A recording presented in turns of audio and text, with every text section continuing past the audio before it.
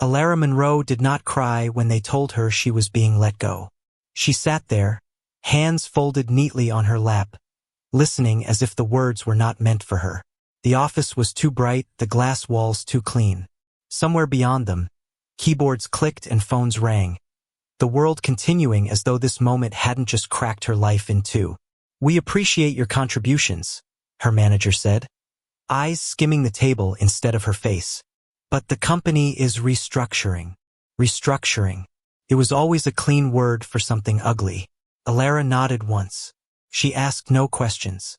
Not because she didn't have any, but because she already knew the answers would not matter. The decision had been made long before she was called into the room. Her fate had been decided in meetings she was never invited to attend. She stood when they finished speaking, picked up her notebook, the same one she had carried for 3 years, filled with careful handwriting and ideas that were never credited to her. "Is there anything else?" she asked quietly. There wasn't. Security walked her to her desk. Not because she was dangerous, but because rules mattered more than loyalty. She packed her things into a cardboard box while coworkers pretended not to look. Some looked sorry. Others looked relieved it wasn't them. Elara didn't blame them. She paused at the door, glancing back at the space she once thought would carry her future. It already felt like it belonged to someone else. Flashes came to her mind of all her hard works and great contribution towards the company. How she had imagined on rising higher here, but none of that came to pass, and it really cuts deep. Outside, the city greeted her with noise, traffic, voices, footsteps rushing past as though everyone else knew exactly where they were going. She stood on the sidewalk holding her box, sunlight warming her face, and felt oddly hollow. Not broken, not angry, just emptied. By the time she reached her apartment, the sky had begun to soften into evening. She placed the box on the floor and leaned against the door, finally allowing herself to exhale. This was where the tears came. Not dramatic, not loud. They slid down her cheeks as she stared at the wall, mourning not just the job, but the version of herself who had believed loyalty would be enough. She let it pass. When the tears dried, she washed her face and made tea she didn't drink. She sat at the small kitchen table and opened her laptop out of habit, then closed it again. For the first time in years, there was nowhere she needed to be. That night, sleep came late. Her thoughts wandered in circles. What she would do, what she wouldn't do, what she refused to become. She would not beg. She would not explain herself to people who had already decided not to listen. And she would not let this be the end of her story. The next morning, Elara did something she hadn't planned. She took a walk. No destination. No schedule. Just her and the city waking up around her. She noticed things she had long ignored. The way the light hit the pavement. The quiet confidence of people who moved slowly because they weren't afraid of time. For the first time since being fired, her chest loosened. Days passed. She updated her portfolio not to impress anyone, but to remind herself who she was. She took on small consulting projects, choosing clients carefully. She worked from her dining table, sunlight spilling across her notebooks. There was peace in choosing herself. One evening, as rain tapped gently against her window, an email arrived. No subject line, just a name she didn't recognize and a single sentence. "I saw what they failed to see." Her breath caught. She reread it twice before opening the message fully. The email was brief, polite, respectful. It referenced her work, specific insights she hadn't shared publicly. It invited her to consult on a private project. No pressure, no urgency, just interest. Heart beating a little faster than it had in days. She wasn't naive enough to trust easily anymore, but something about the message felt different. It didn't ask her to prove herself. It assumed she already had. She stared at the screen for a long moment, then closed her laptop. That night, she opened a new notebook. The first page was blank. She wrote her name at the top.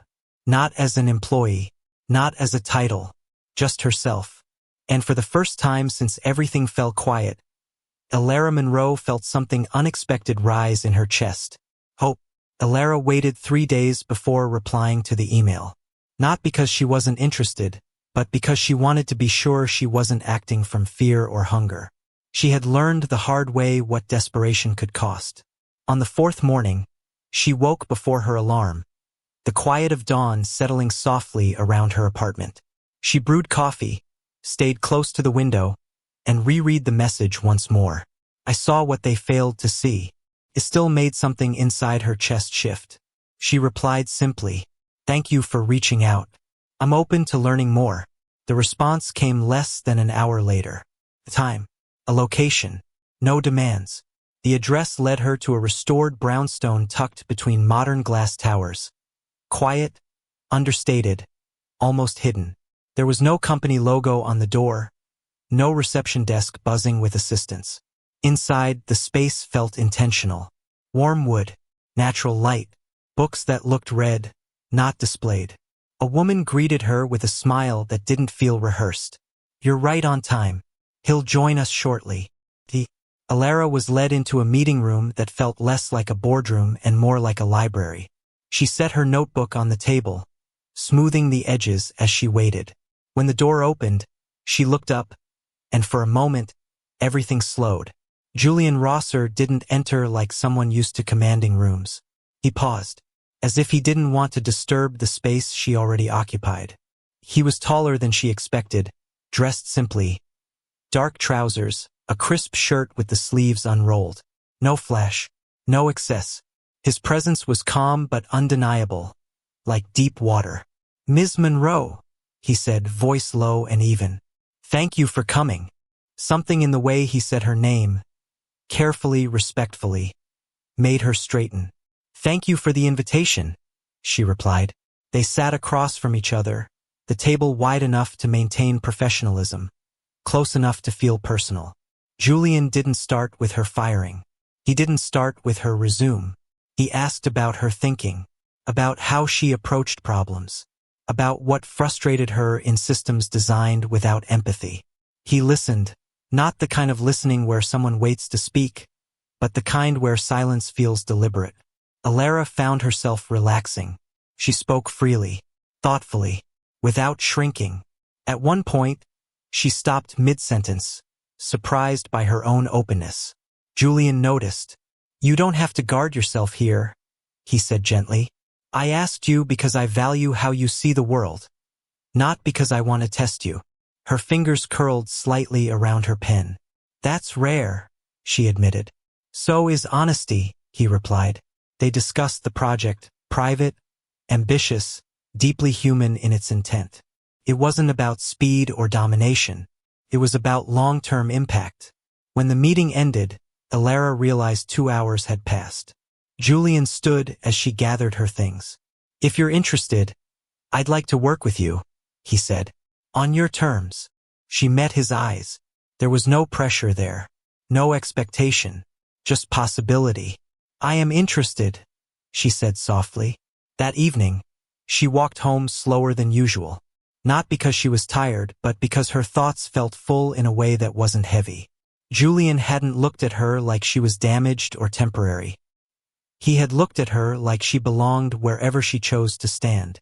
Their work began quietly. Emails that were concise but warm. Calls that stayed focused yet somehow drifted into reflections about life, ambition, loneliness. He never called late, never demanded her time. He respected her boundaries, and somehow that made her want to step closer. One night, during a video call, she mentioned she'd skipped dinner without realizing it. There was a pause on the line. "Have you eaten today?" Julian asked. She smiled to herself. "Not properly." "You should," he said, not commanding, not concerned in a way that felt patronizing, just present. After that, she noticed the small things. He remembered her preferences.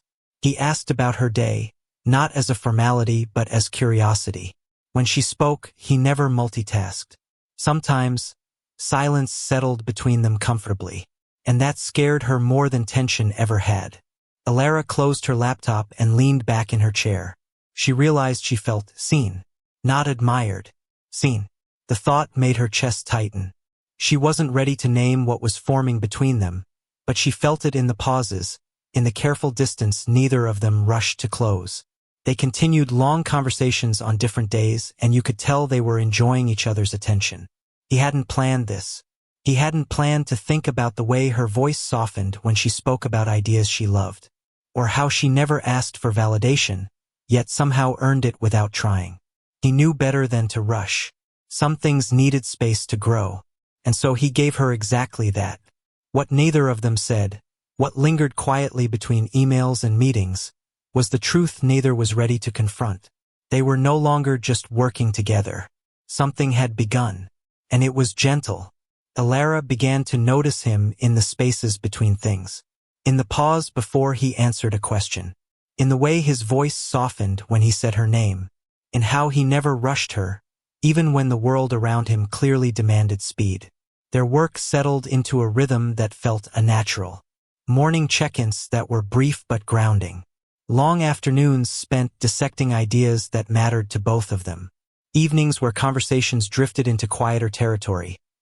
Books, childhood memories, moments that shaped them without either realizing they were confessing pieces of themselves. Julian never spoke much about his wealth. He didn't need to. It showed in the ease with which he navigated the world, in the absence of urgency, in the way he chose time over noise.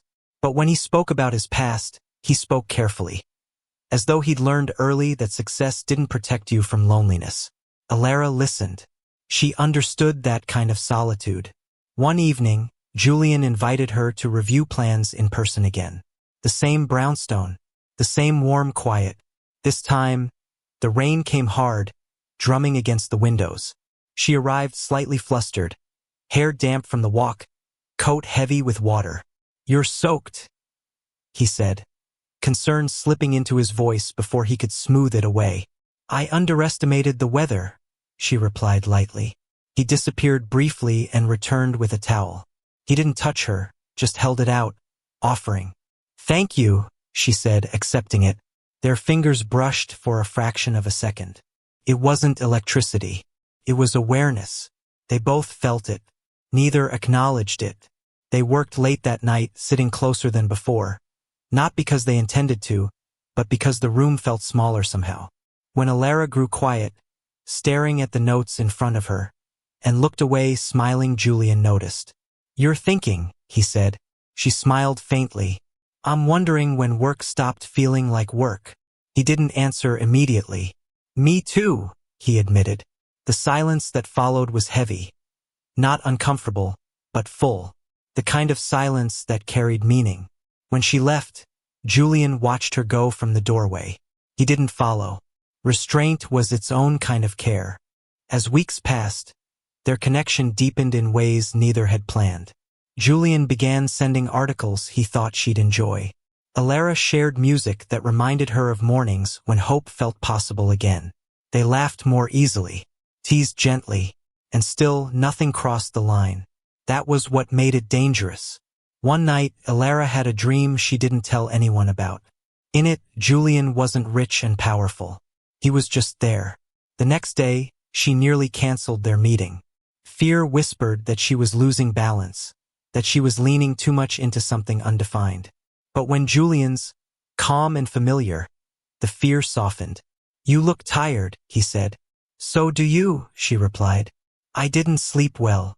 "Neither did I." Their eyes held for a beat longer than necessary. Elara looked away first.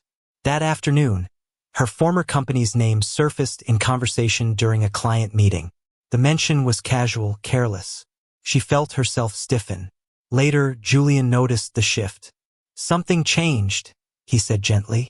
"Do you want to talk about it?" She hesitated, then shook her head. "Not yet." He didn't push. "I'm here when you do," he said simply. That night, Elara sat alone, staring at her phone. She typed a message, deleted it, typed again.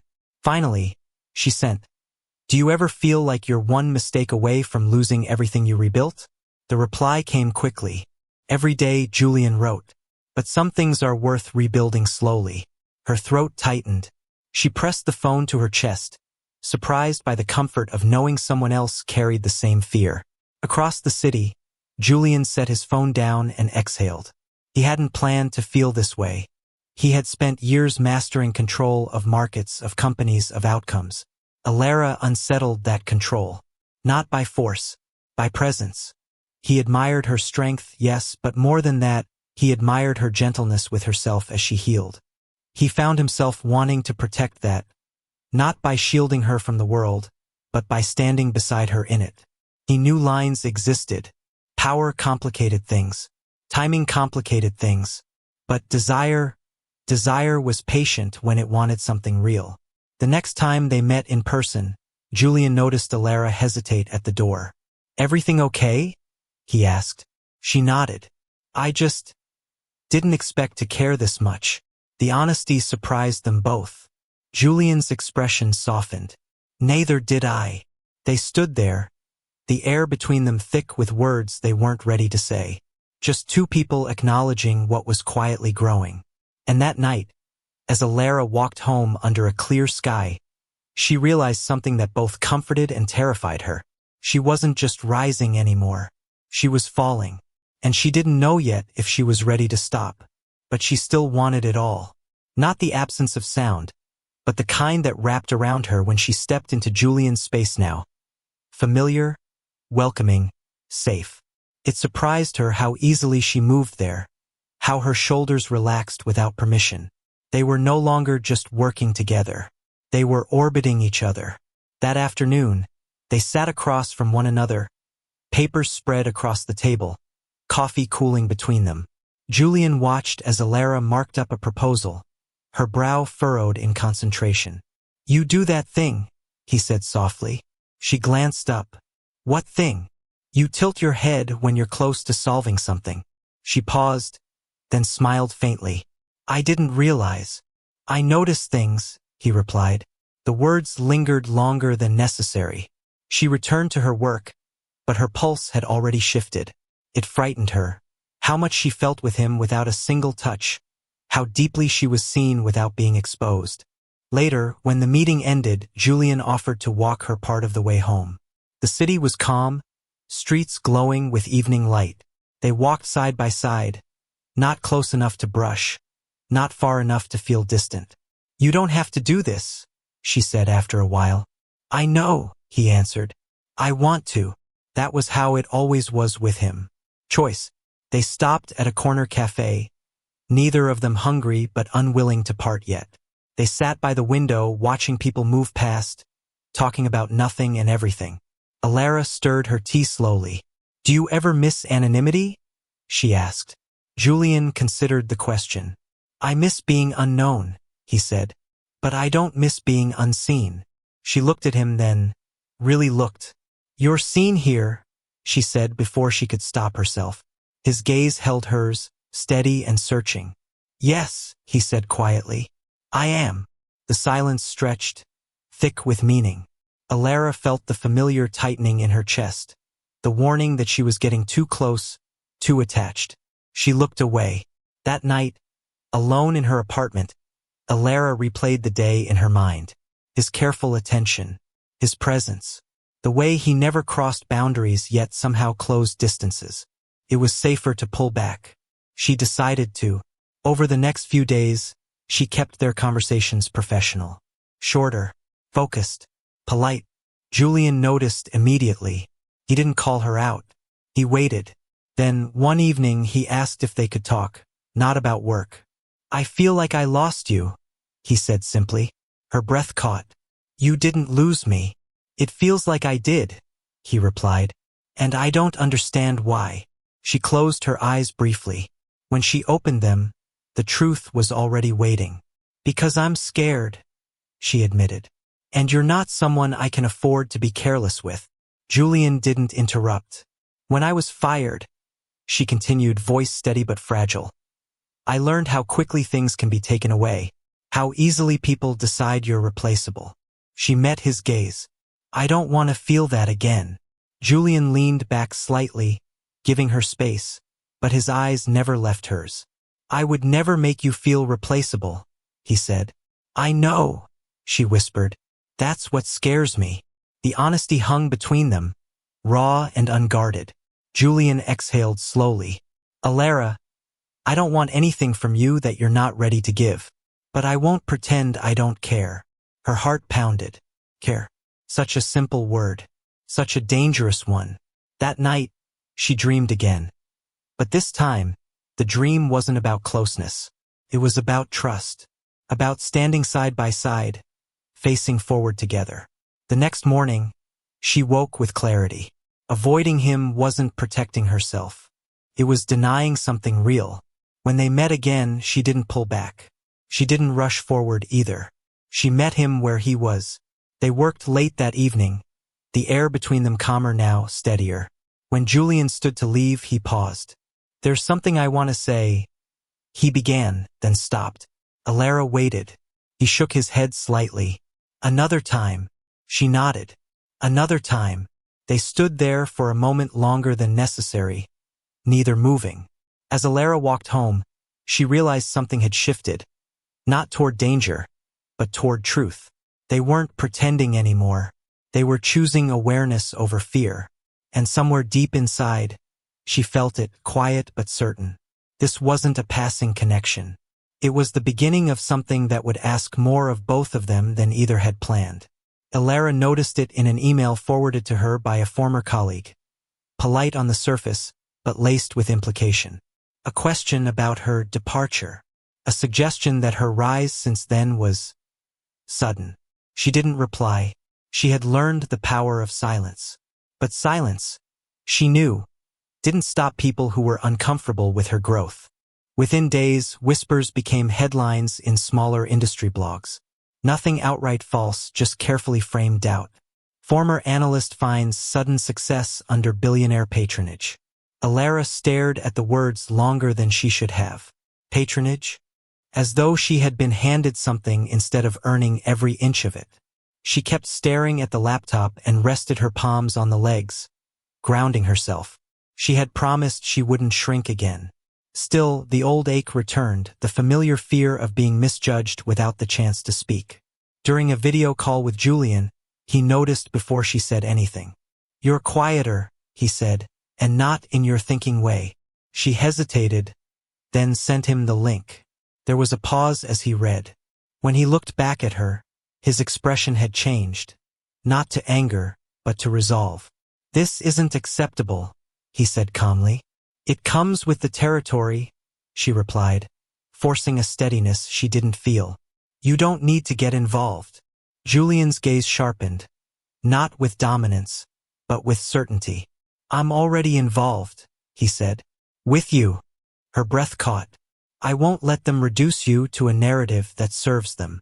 The next morning, the rumors escalated. Her former employer released a carefully worded statement. Nothing accusatory, but enough to suggest that her dismissal had been due to professional concerns. Elara read it once. Then she shut the document and stood. She walked to the window, sunlight spilling across the floor, and made a decision. She would not hide. Before she could act, Julian called. I've scheduled a meeting, he said, with their board. Her heart raced. Julian, I won't speak for you, he interrupted gently. But I will make sure they don't speak over you. Emotion rising unexpectedly. Thank you, she said. The meeting took place in a room far larger than the one where she'd been dismissed months earlier. Same city, different power balance. Elara sat at the table, spine straight, hands steady. Julian sat beside her, not at the head, not dominating, just present. When the accusations surfaced, veiled, indirect, Elara answered them calmly. She spoke with clarity, with facts, with composure born from hard-earned confidence. Julian spoke only once. You dismissed one of the most capable minds I've worked with, he said evenly. And now you're uncomfortable watching her succeed without you. Silence followed. No threats, no raised voices, just truth. The meeting ended quickly after that. Outside, Elara released a breath she hadn't realized she was holding. You didn't have to do that, she said. I wanted to, Julian replied. There's a difference. That evening, as they walked slowly through a quiet street, Elara stopped. Julian, she said, voice steady but soft. I need to know something. He turned to face her fully. Are you choosing me because you believe in me? Or because you don't like being challenged? His answer came without hesitation. I'm choosing you because you were whole before I met you, he said. And because you never asked me to save you. Her eyes burned. She looked away, blinking back emotion. Not sadness, but relief. That night, she sat alone in her apartment and thought about how different this felt from everything before. No possession, no performance, just someone standing beside her when it mattered. The following week, the narrative changed. An investigative piece revealed inconsistencies in her former company's restructuring claims. Others came forward. The truth, once buried, began to rise. Elara didn't celebrate. She simply continued. When Julian congratulated her, she smiled. I didn't win, she said. I just didn't disappear. He smiled back. That's stronger. Later, during a rare moment of stillness, they sat together in his study, not working, not talking much, just existing in the same space. Elara realized something then. Love wasn't always loud. Sometimes it was someone choosing you in rooms you weren't in. And that night, as she was about to leave, Julian spoke quietly. No matter what happens next, he said, you won't face it alone. She met his gaze. I know, she said. And for the first time since everything had fallen apart, Elara felt truly safe. Not because the world was kind, but because she had found someone who would stand with her when it wasn't. Elara had always thought confidence would arrive loudly. That one day she would wake up fearless, armored in certainty, unshaken by the opinions of others. Instead, it came quietly, through small decisions, through moments where she chose herself even when her hands trembled. The fallout from the revelations about her former company settled slowly. There were apologies she didn't accept, offers she didn't entertain, and doors opening that she chose not to walk through. She was no longer interested in returning to spaces that had once made her feel small. Julian watched this shift with a kind of quiet admiration. You're different, he said one afternoon as they sat in his study, papers forgotten on the table between them. Am I? She asked, glancing at the other side, trying to hide her smiles. Yes, he replied. You don't ask for permission anymore. She continued smiling, surprised. I didn't realize I was still doing that. You were, he said gently. Not now. They both kept their smiles. Their work together evolved. It was no longer just collaboration, it was partnership. Decisions were made together. Ideas built side by side. When disagreements arose, they were handled with respect, not ego. Julian never overshadowed her. That mattered more to her than she'd expected. One evening, after a long day of planning, she called Julian. His response to the call was swift. I've been thinking, she said slowly. Julian said to her, that usually means something important. She smiled faintly. I want to build something of my own. His response was immediate. You should. I don't want to do it under your name, she continued, or because of your influence. I wouldn't want you to, he said. I'll support you, but the credit should be yours. Her chest tightened. Not with fear this time, but gratitude. That night, at home, she began drafting plans. Not resumes. Not applications. Blueprints. The weeks that followed were demanding, exhilarating, terrifying. Elara worked harder than she had in years. But this time, the work fed her instead of draining her. Julian checked in, offered resources when asked, stepped back when she needed space. He trusted her, and that trust felt like love. The simplicity of it unraveled her. Later that night, sitting alone, Elara realized she no longer feared losing herself in him, because she wasn't leaning on him. She was standing beside him. When they met again, there was a shift subtle but undeniable. They moved with an ease that spoke of certainty. They didn't circle the truth anymore. During a quiet moment, Julian spoke. I need to say this, he said, voice steady. And you don't have to answer. She met his gaze, heart steady. I care for you, he continued.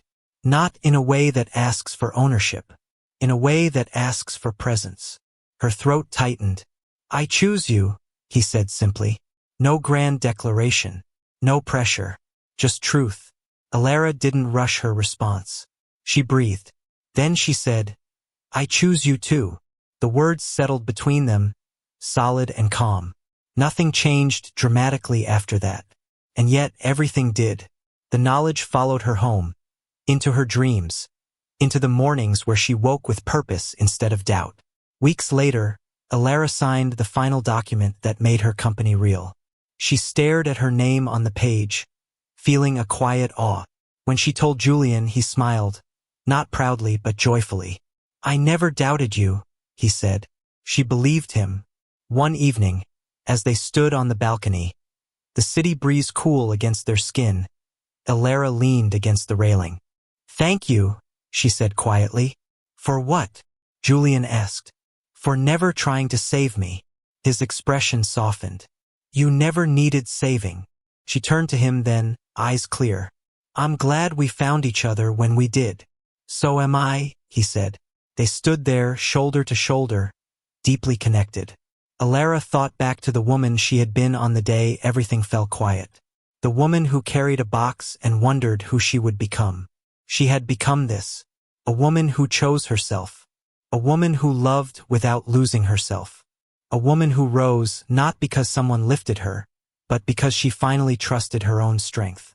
Julian watched her in that moment and knew this was the love he hadn't known how to ask for. Not possession, not rescue, partnership. As the night deepened, Elara felt no ache, no longing for more. This was enough. This was everything. And as the city hummed softly below them, she understood the truth that had taken her so long to learn. Being fired had not been the end of her story. It had been the beginning of the life and the love she chose. A stumbling block in her career that led her to finding love and happiness in her career and love life.